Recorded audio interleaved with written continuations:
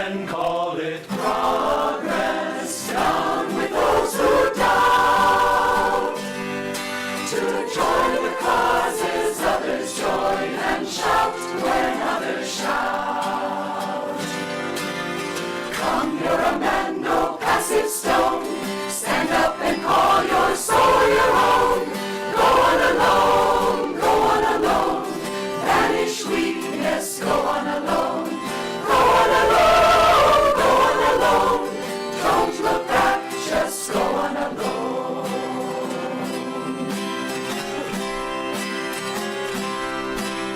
Some men lack the daring ever to be free. They shun the heights and cloud the depths and court security. Come, you're a man, no passive stone. Stand up and call your soul your own. Go on alone, go on alone. Banish weakness, go on alone. Go on alone, go on alone. Don't look back, just go on alone.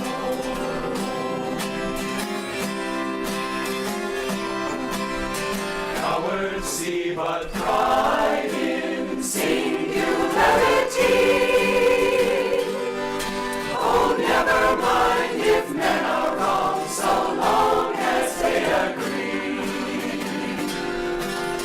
Come, you're a man, no passive stone.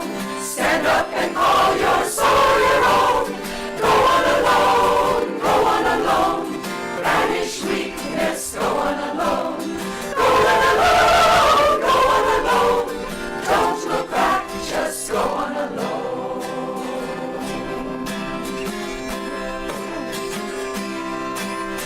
Claim the power within you, ever to defy. The world may change or disappear, but truth can never die. Come, you're a man, no passive stone. Stand up and call your soul your own. Go on alone, go on alone. Banish weakness, go on alone. Go on alone, go on alone. Don't look back, just go on alone.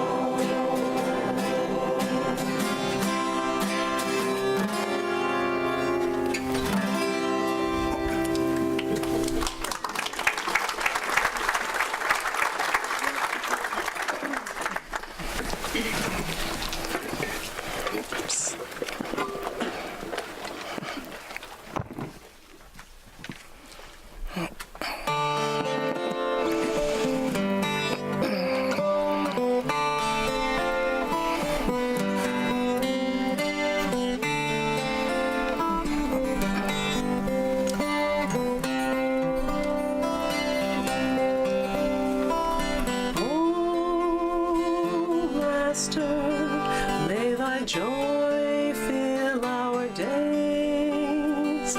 Oh, Master, may thy wisdom guide our ways.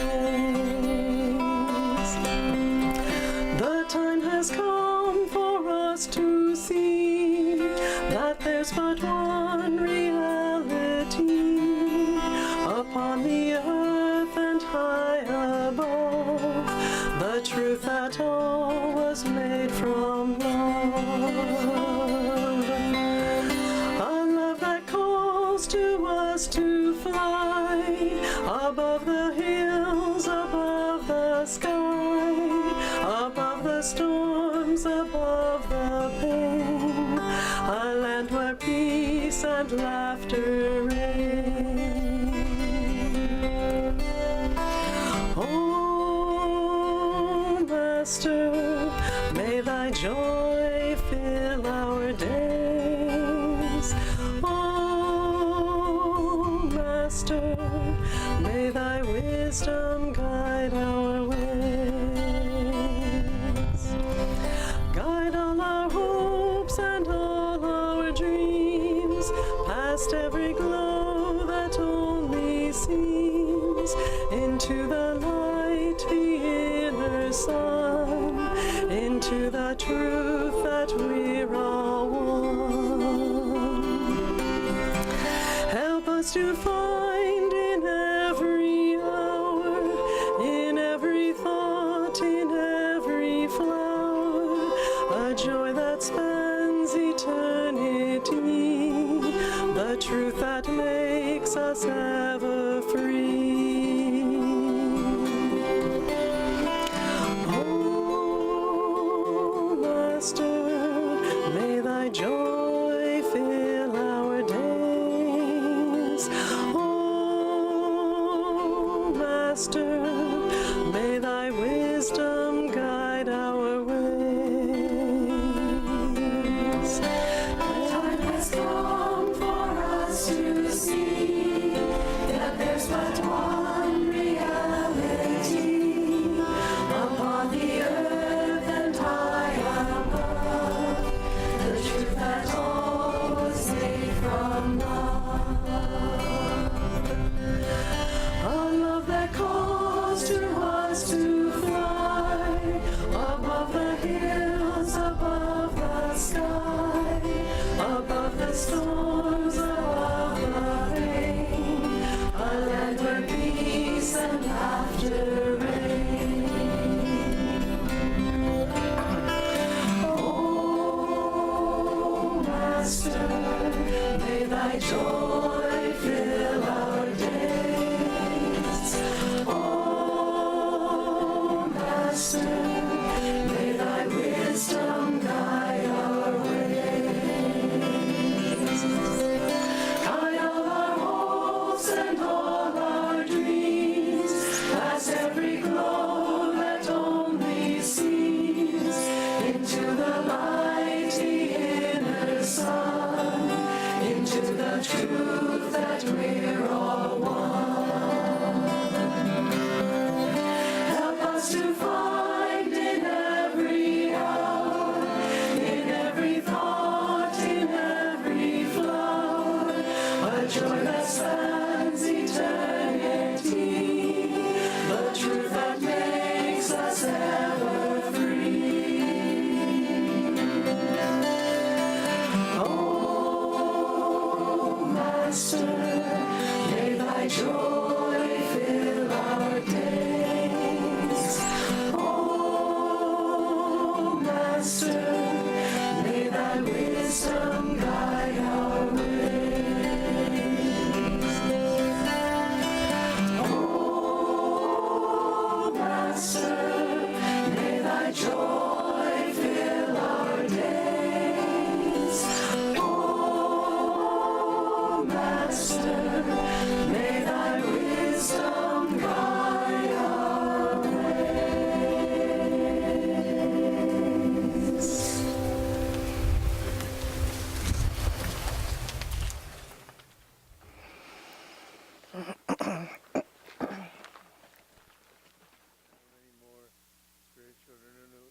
Weeks I'll have before me to enjoy with you all.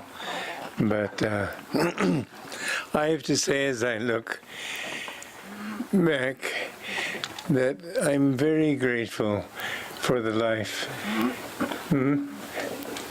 Master has given me.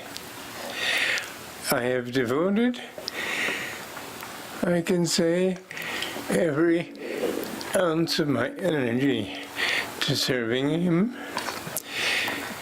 I don't think that I've done anything that has not been in one way or another turned toward that end, and I'm grateful for it. I've just finished writing a very important book. It is the 143rd book.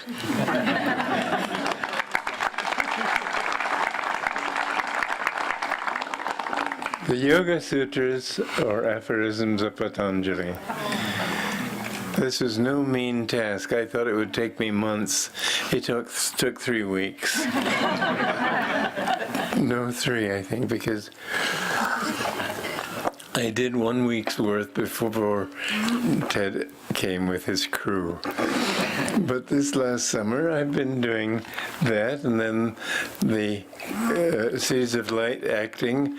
Then I wrote, while I was not acting, I was writing another script for a movie, The Answer. And so I've been a little busy. I would like to talk to you a little bit about Patanjali, because he was amazing. Yogananda was amazing in his all-encompassing wisdom. But the Yoga Sutras are probably the most difficult of all of them. The reason for that being that nobody knows what the hell he's talking about. They have all sorts of strange expressions. For example, the very second sutra says, according to usual translation, yoga is the suppression of the transformations of the thinking principle. Now, that's not what it says at all. It's important to understand that we are not thinking people.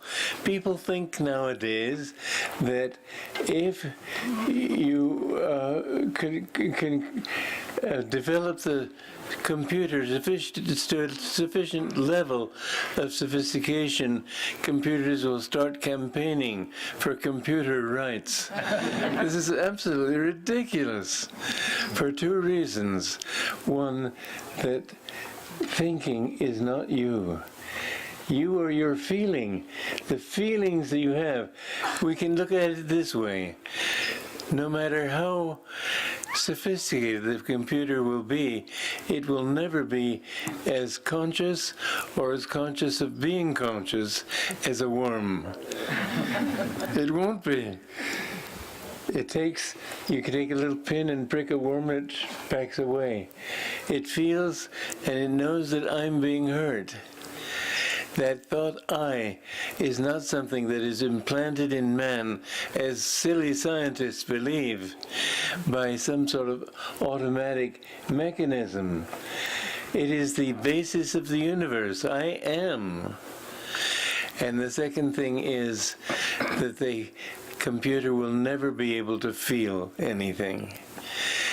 It will never be, as I said, I'll say it again, as complicated or as sophisticated or as valid as a worm.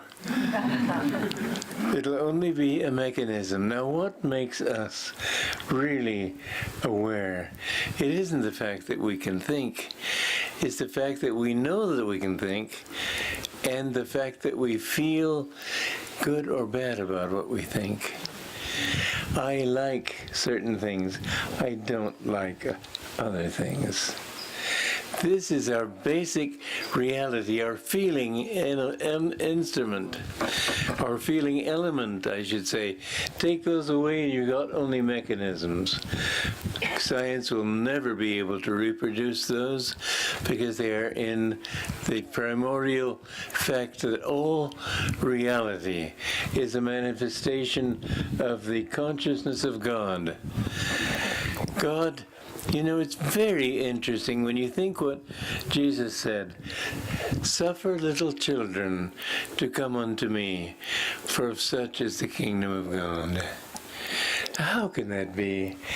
I mean, God created all these complex planets, universes, galaxies, all the things that go on in this world, how the seasons follow each other, how the plants come and then the snow comes, and the complexity of nature is just beyond imagination. And God was as simple as a child? How can that be? The answer is that it takes simplicity to really understand anything.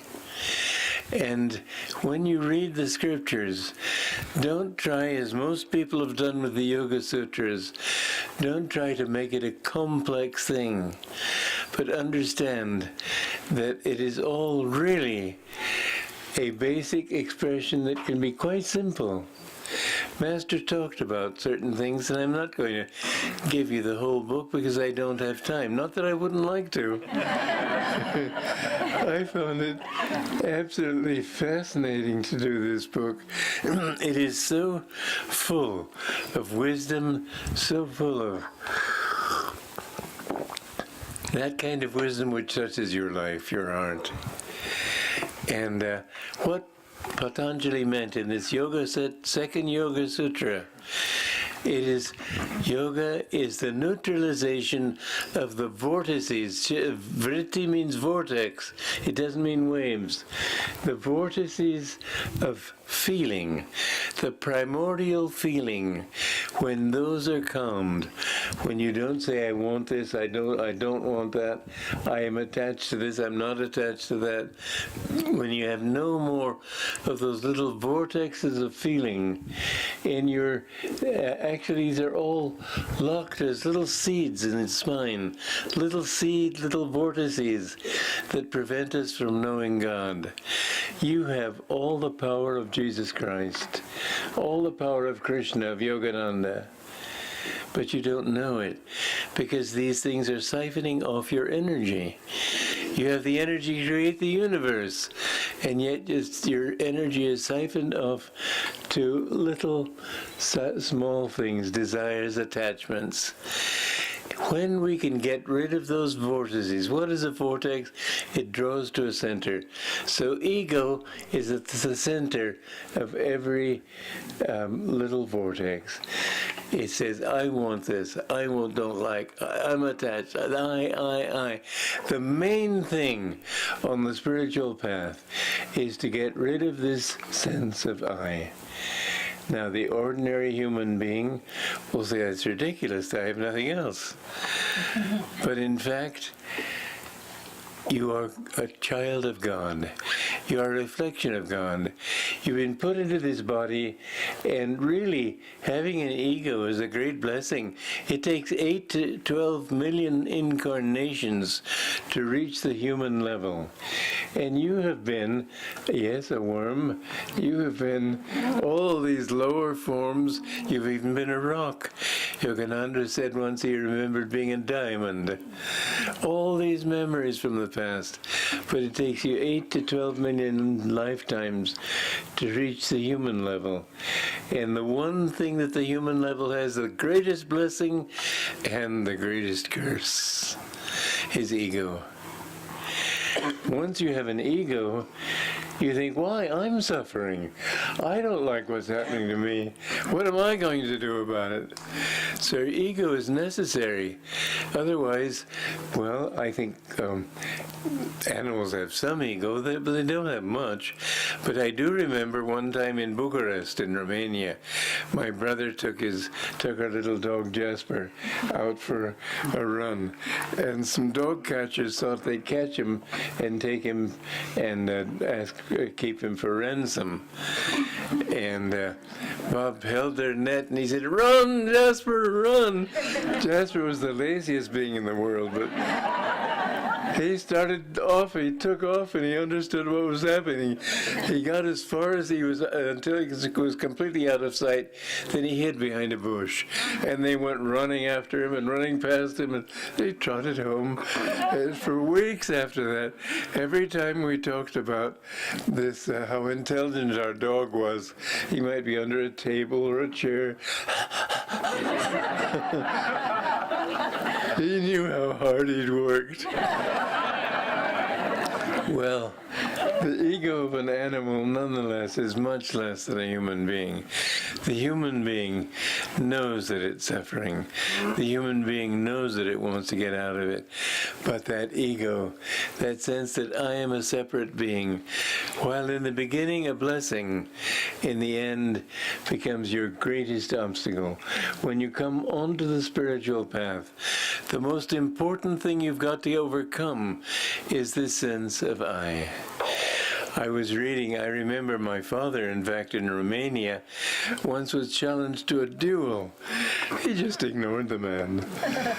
He thought, if you want to be that stupid, go ahead, I'm not. But in a couple of centuries ago, dueling was a big thing. You've offended my honor. What the hell does this honor mean? It means nothing. You have to realize that when people insult you or praise you, it doesn't matter. It's not touching you. You aren't being insulted. You aren't being praised. If people say something uncomplimentary, thank them. It's an opportunity to remember that you are not this ego. When people try to hurt you, let them do it. It doesn't seem like a very proud thing to do, but it's not. You're trying to overcome this stupidity of pride, this thought that I'm better than other people. I remember one time I used to be a little proud of my intelligence. I know I have it. And I couldn't get rid of this thought that I was pleased to be bright. And I was sick of it, and I didn't like it. I was a disciple of Master. And I remember one time in meditation, I took a look at this thing squarely, and I said, I don't like you, get out!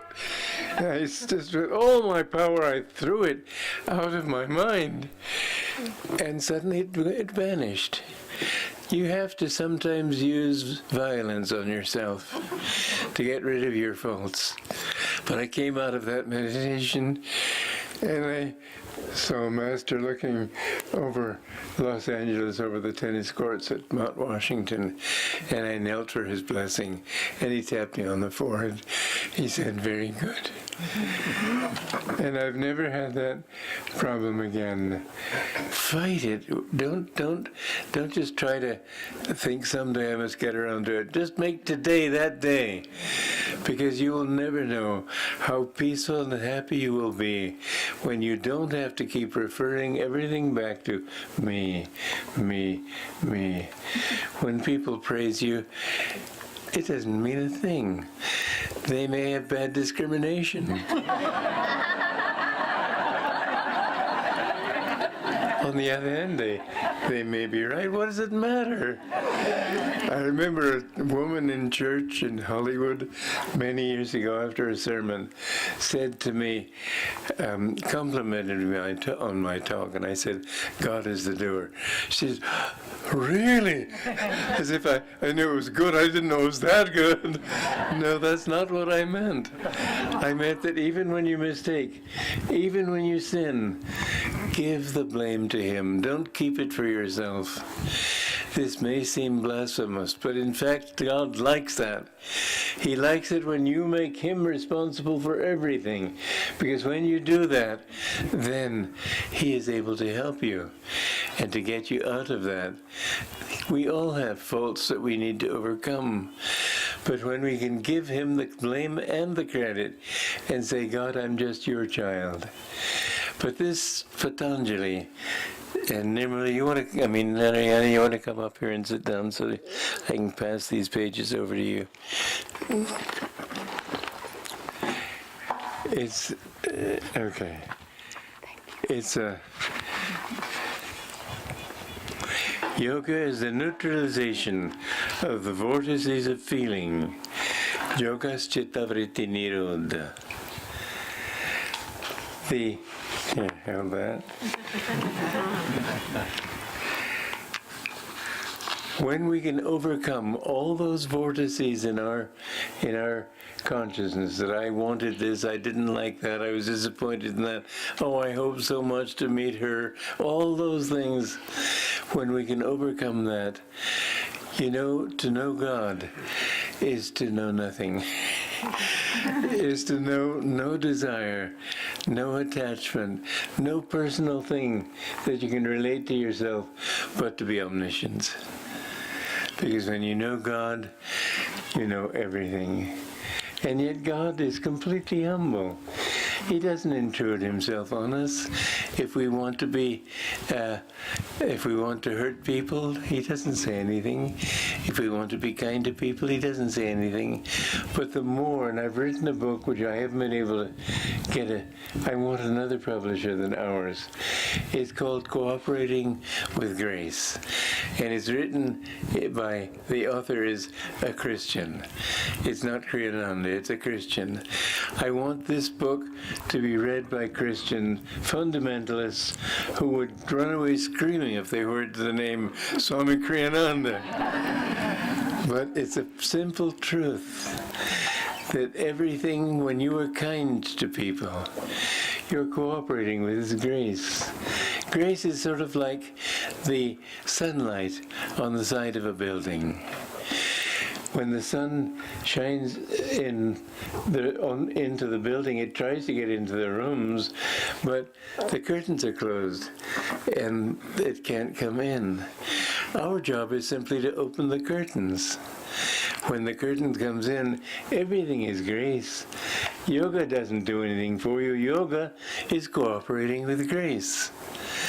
Everything you do spiritually is cooperating with grace. But you can't make yourself better. You just open the window so that better thinking comes into you. And so as you think in that way, this book shows that all good qualities are just a matter of cooperating with grace, and that He does it all. We don't have to pray for His grace to come to us. We don't have to pray, God, I've been a good man all my life, please help me. He wants to help you. Your windows are closed, your shutters are drawn. That's the whole problem. We need to cooperate with grace. I think this book could have a big impact in the fundamentalist Christian world because it's talking their language in a way they can understand. And of course it's all yoga, but I don't say that. And what I do say is that by loving people, by being kind to people, you cooperate with that grace, and that grace flows through you. You don't have to make yourself better. All you have to do is cooperate with grace. It's so easy.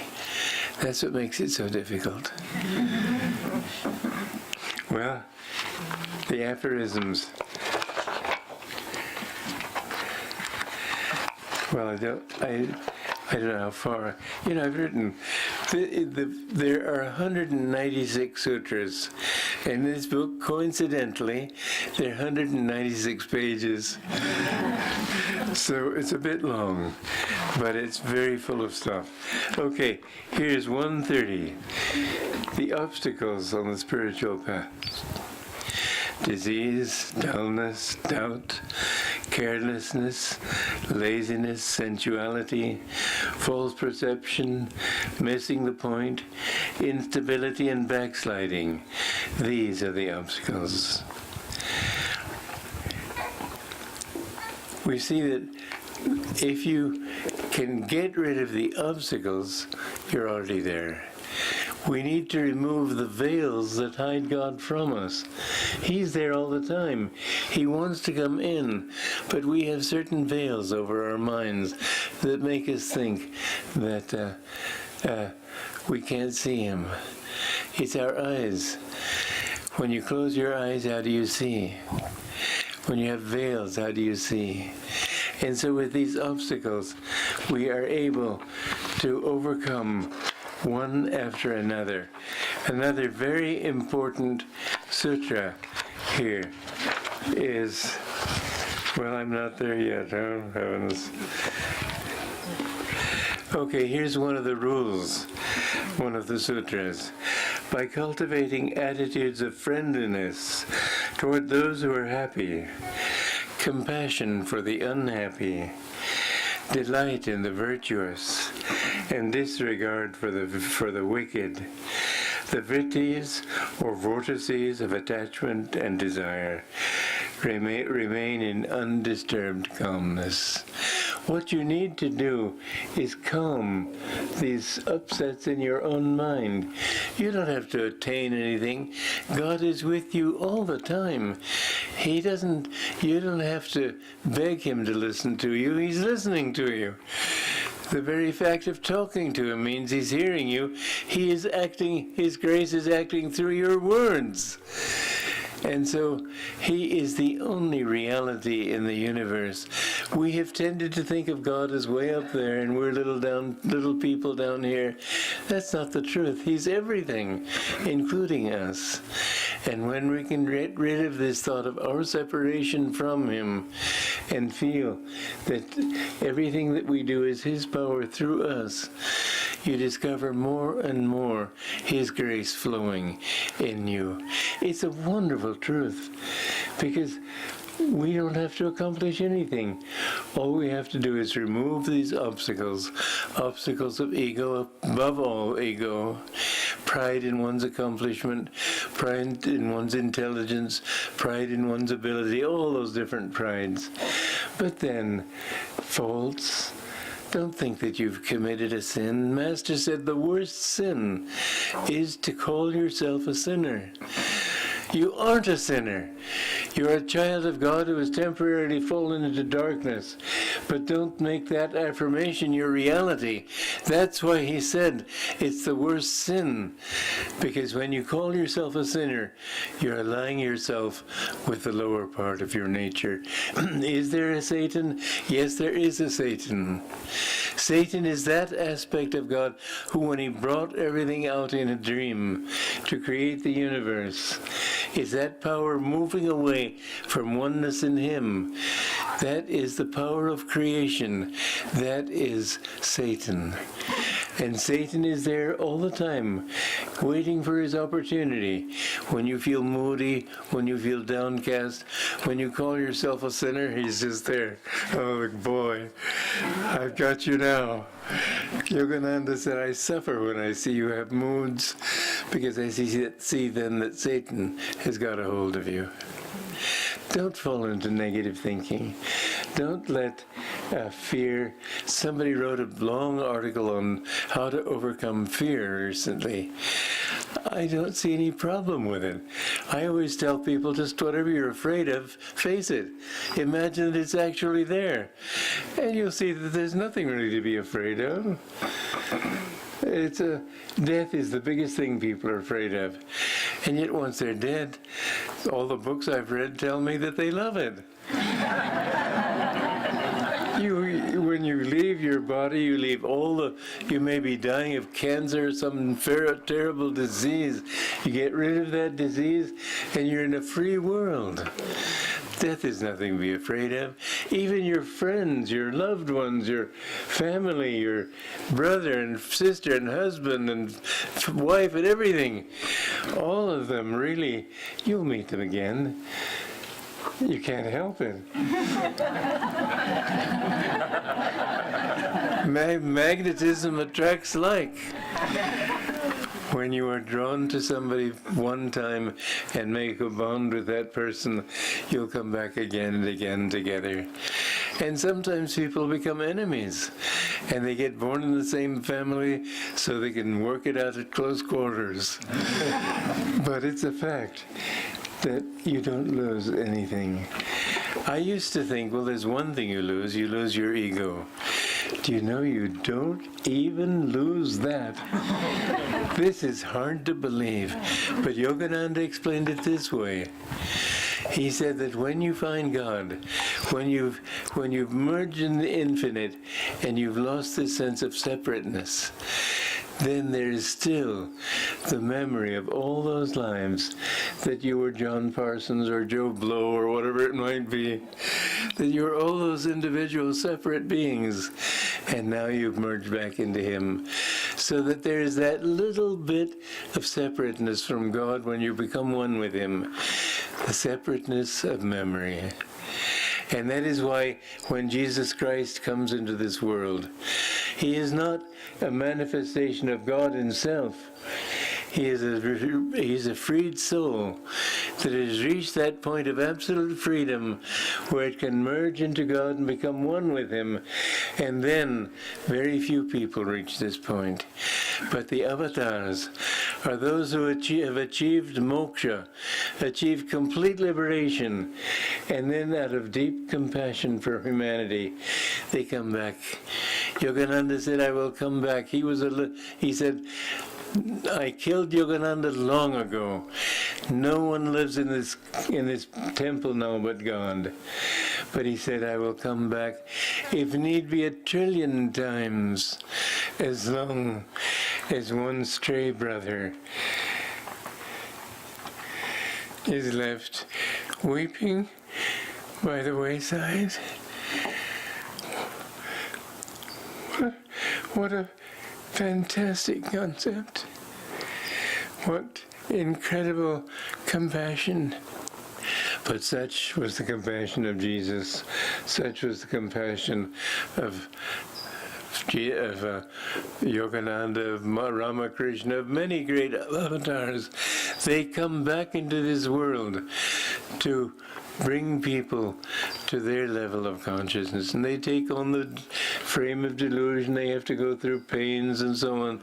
They aren't touched by it, but they do this to help people. Jesus remembered all his past lives, and he had this deep compassion for humanity because he had suffered all those things himself. He too had suffered. So when you think of Jesus dying on the cross, my God, that was nothing. You think with pain for him, what would physical pain be to somebody who's conquered all pain? His pain was for the darkness and ignorance of people who, even great as he was, they would try to crucify him rather than listen. That's a pain. He came to this world to help us to become like him.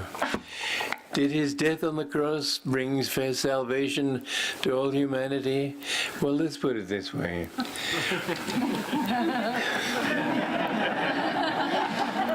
About 500 years later, there were people butchering Christians in the Roman Colosseum. They were killing people right and left.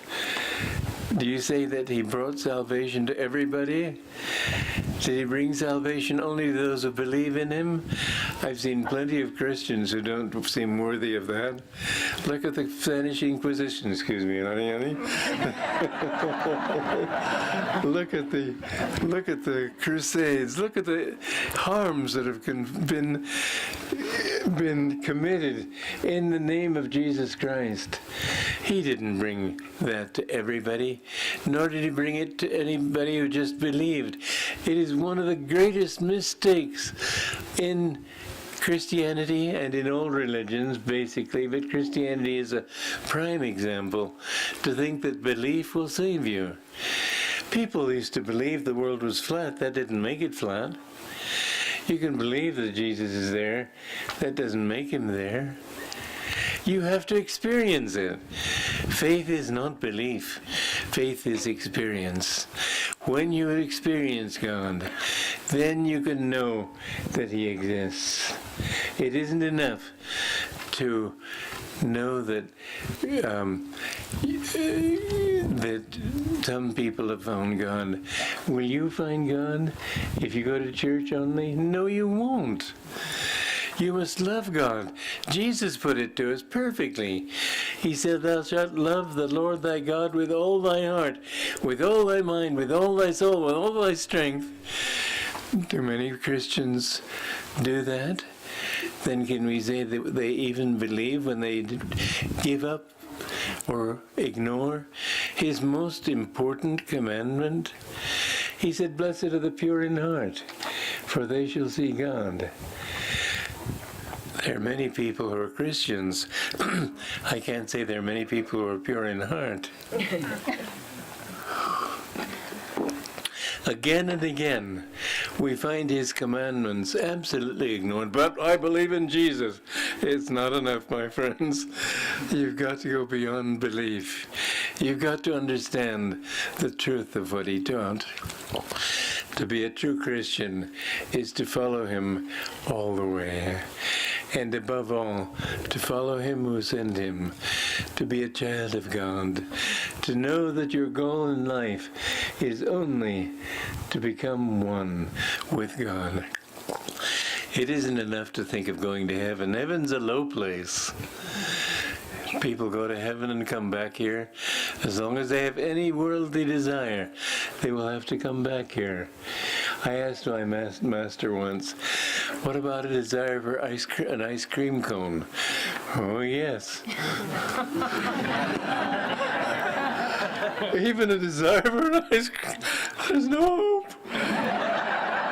But I remember, I said to him once when I was new on the path, I said, sir, help me to overcome my desire for good food. He said, don't worry about those little things.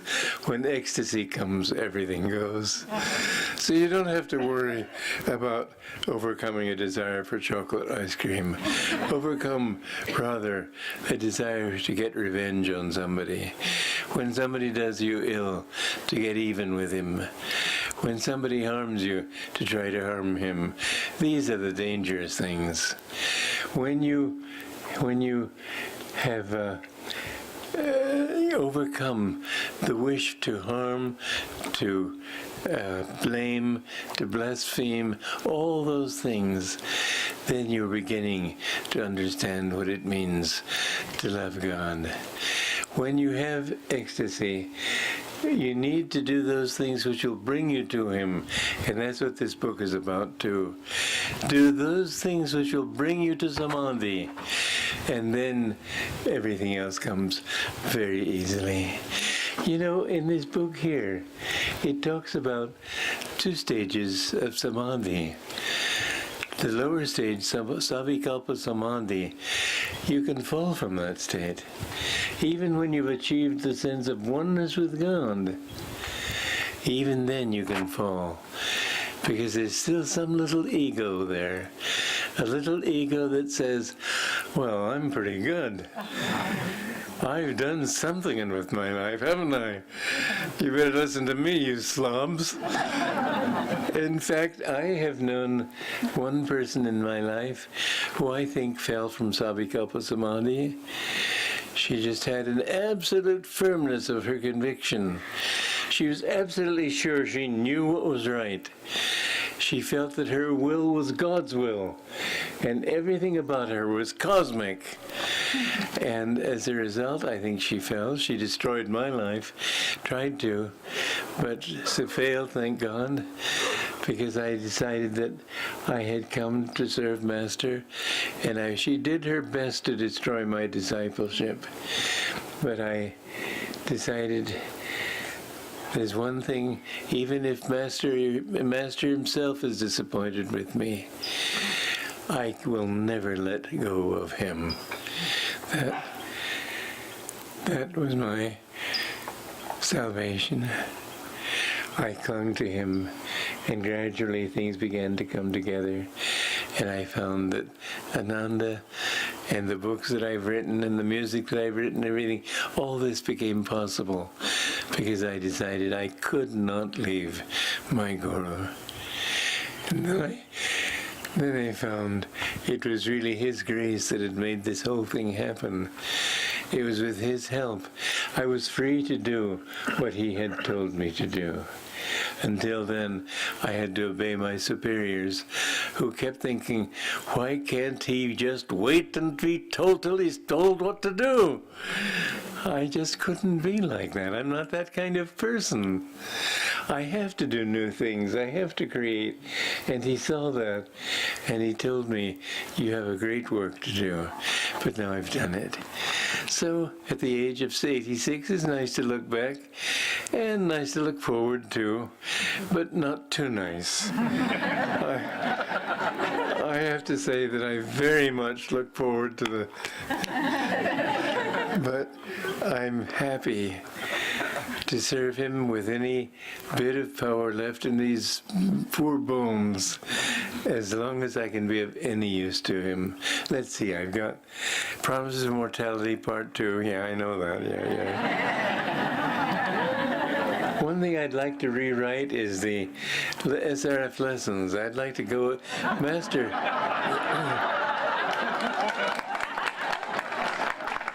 They need it. You know, I was with Master. He had me go out to the desert with him when I'd been with him less than a month. I'd just come. I was 22 years old. And he said, I don't like these SRF lessons. I want to rewrite them. And he tried 2 lessons. He said he just never got around to it. So he asked Marinalini to do it. Now she's the president. She'll never do it, and she's never done it. So I feel that in this case, I will do it, if God makes it possible, because you're frightening me. But they weren't his lessons. They were gathered from things, lectures and classes he'd given and things people had written as notes and so on. And they're just sort of a hodgepodge. But I think, yes, they are needed. I admit it. If God makes me live long enough, I don't say lets me, I say makes me live long enough, I would like very much to do that. And then, what else have I got left to do? Movies. Agassi in India said I had movies to do, so I have to act in The Answer. I've acted already in the Cities of Light.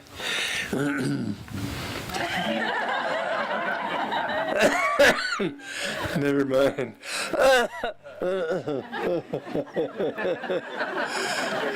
So, Patanjali, for me, I have to say, is a real milestone.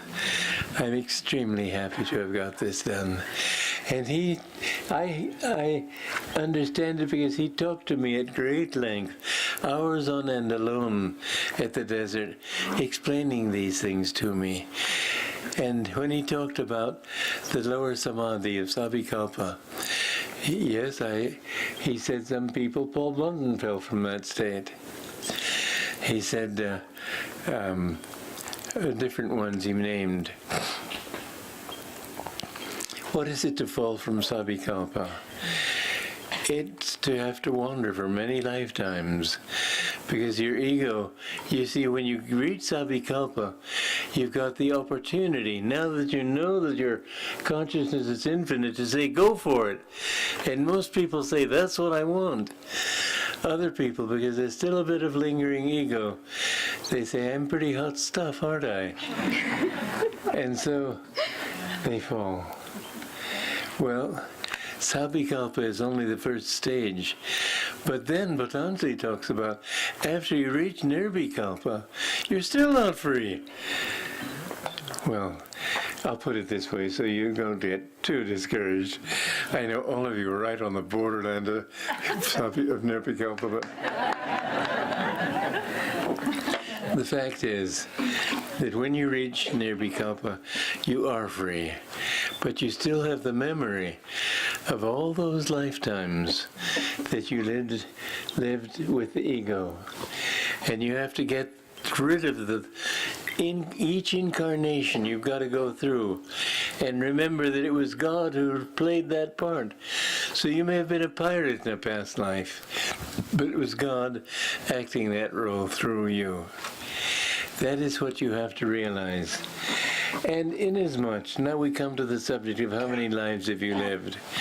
In Patanjali, in the Gita, the Bhagavad Gita, and in the Rubaiyat of Omar Khayyam, both books it says that many souls were thrown out into delusion with the beginning of a day of Brahma, that's billions of years ago, are still wandering in delusion at the end of that day of Brahma.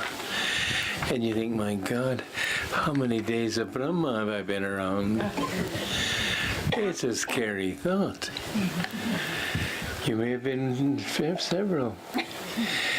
And because once you've reached the human level, you're by no means free. Then you have the ego to really make mistakes. You can reach the point where you can fall to an animal level again and then rise one. After one animal level, then you come back as a human being. But if you keep falling and keep falling, then finally you may be thrown way down. How far down? To the level of a germ.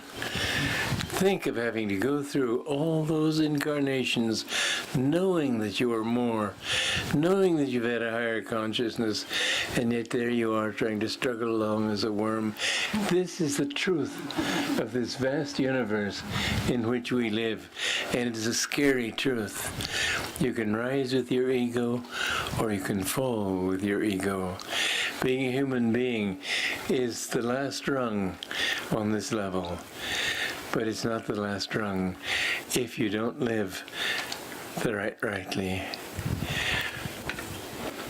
So, many lifetimes. And you have to, nirvikalpa samadhi, you have to go back over all those incarnations. You have to remember, you can see several, you can get rid of several incarnations of karma in one in meditation. Because in that state you can create several visions of different bodies. You can even incarnate in more than one body at a time once you reach that level of nirvikalpa, and go through each of those stages of the sins that you committed in one lifetime. Not only sins, the good deeds, everything that belongs to the ego. You have to get rid of it. But when you can do that, then it can come quickly. I said to Master, why can't you, once you're one with God, because that's what nirvikalpa samadhi means, why can't you just say, I'm free?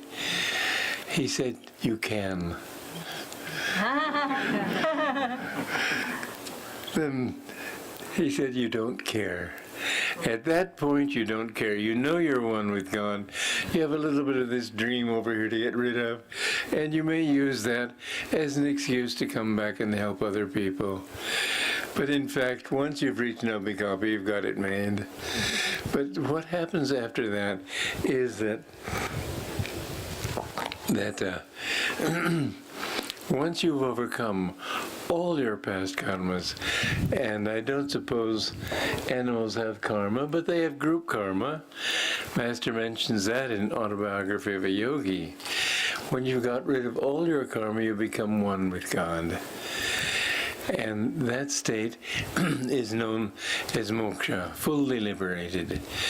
Master, when Sister Gyanamata died, he said, I have searched her life, not a single sin in it. And he said, she is completely free. I watched her sink into that watchful state. That is the state of oneness. God is in creation, God is creation, but He's beyond creation. You merge into the Spirit. That watchful state means that part of the consciousness of the infinite, which watches everything but is touched by nothing. And in that state, you don't want to come back, of course, but a few people do. Those who, like Yogananda and Jesus Christ and other great avatars, they come back into this body as avatars. An avatar is not, like people say today, as in my avatar as a banker. That's not the meaning of the word at all. An avatar is one who has attained absolute freedom, freedom from all karma, who has merged himself into God, who realizes that he is one with God, and then wants to come back out of a desireless desire to help other people. But once you've attained true freedom, once you've attained that oneness, and then you come back from that state as an avatar, then You can, the one, I asked Master this, he said you have to free other people. There were 3 saints who were discovered buried under the soil, under a lake. And the engineers dredging that lake figured they must have been there at least 300 years, because they'd been, that was how deep they were in the water, just the water, the mud piling up. And Master said that they were brought back because God didn't want them to find freedom selfishly for themselves. They have to free others. I asked Master, how many people does one have to free in order to attain freedom himself? He said 6. But an ascending master, one who goes into moksha, he can only, obviously they can't all have moksha before he gets moksha. It would be, if you work it out, it'll be impossible. But he attains a certain state of freedom, freedom from delusion, freedom in the astral plane, mukti. But when he has attained that state, then comes back, he can free any number of souls. The fact that Yogananda was an avatar is very significant for you and me, because he told me something else. He said that a person must have touch with his guru, a physical touch of the guru, at least once in this lifetime. We all think of Master as our guru. We have to understand, however, he's our guru by proxy, because the truth is that he cannot free except through instruments. In that sense, those who are his disciples will continue that line, disciples of disciples. As they become free inside, they too will free others. But his power to free other people, through me, through any others, is extraordinary. He can free any number of people. And so when you have a Jesus Christ, or a Yogananda, or some other great master being born in this world, it's not like a great saint coming into this world.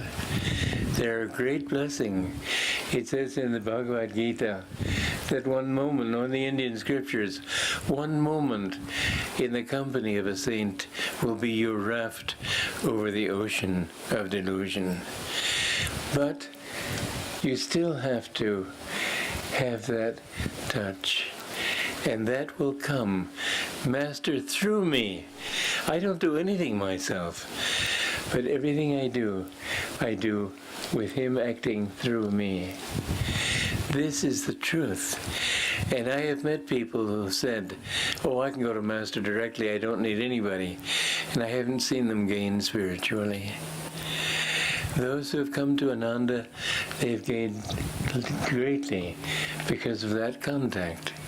So the point of it all is that we need to understand that God works through instruments, but it's all God. Master used to say, I'm not the guru. And when I went to Swami Muktananda, he tried to get me as a disciple.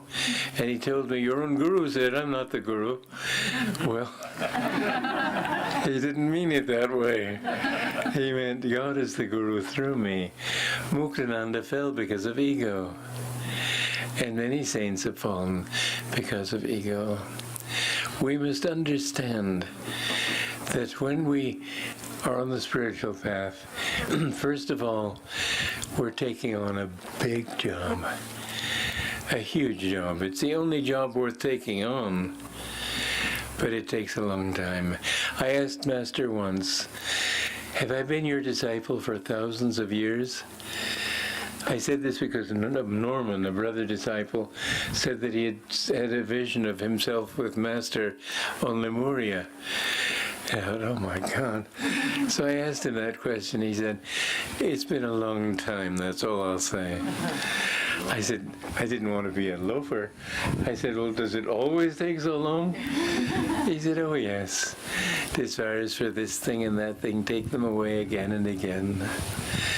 When you finally overcome all those desires, when you know that you're willing to go through hell and high water to find God and nothing else matters to you, then you can find Him.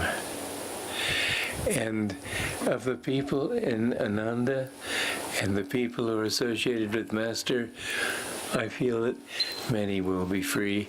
Leela died recently. I really feel she was free. How free, I can't say, but I saw not a flaw. I saw not a flaw in her. So, don't think in terms of time. Time is a delusion. When you can get out of time and achieve timelessness, that's when you find God. So let me see if I can read any more here.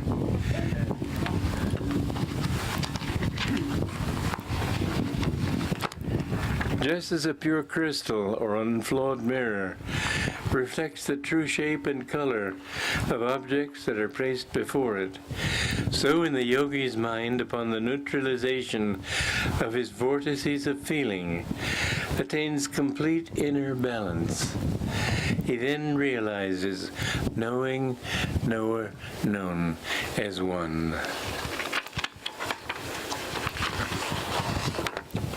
When one's consciousness has freed itself of all self-identity, the true self shines forth in all its purity and brilliance, beyond any reasoned definitions. This is the second, or nirvikalpa, samadhi.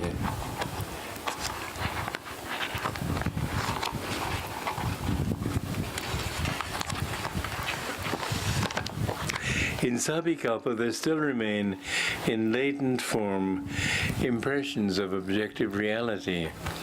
All your thought that I'm still involved in this Maya. I said it, I think, best of all when I said, the infinite, I'm really the omniscient. I'm still an ego, but I'm omniscient. It's a great delusion, and yet it's the first step toward real freedom, depending on how you take it. Remember that in your own meditation, when you go deep and you feel yourself one with God. Don't say, I feel myself one with God. That's the delusion. You no longer exist in that state. There's no you to say I am anything. In Nirvikalpa, you know that there's only God, and you have ceased. That's the thrilling thing, and yet it's the thing that most people are very afraid of. They think that if I can hang on to myself, I've got everything. And yet the wonderful thing, as I said to Master, as Master said to me, as I said earlier, you even don't lose your ego, because you still keep that memory of having been all those forms. So that when people pray to you, and you come to them after being liberated, and you come and answer their prayers and give them your blessings, know this: it isn't the infinite God who's come to you in those forms, it's you yourself. Jesus still is a person. Buddha still is a person. Yogananda still is a person. He killed Yogananda. These are things that are very hard to explain, but I'm telling you from what I can say, and I hope you will understand me, because to say that a person is and isn't doesn't make much sense. And yet when you've reached that state, you will be free, and yet you will be able to help many other people. Why do you try to help people with giving them a little money or a little food or a job? Find God. Once you have God, you will be able to give people everything that's worthwhile, the only thing that's worthwhile in the whole universe. God bless you all.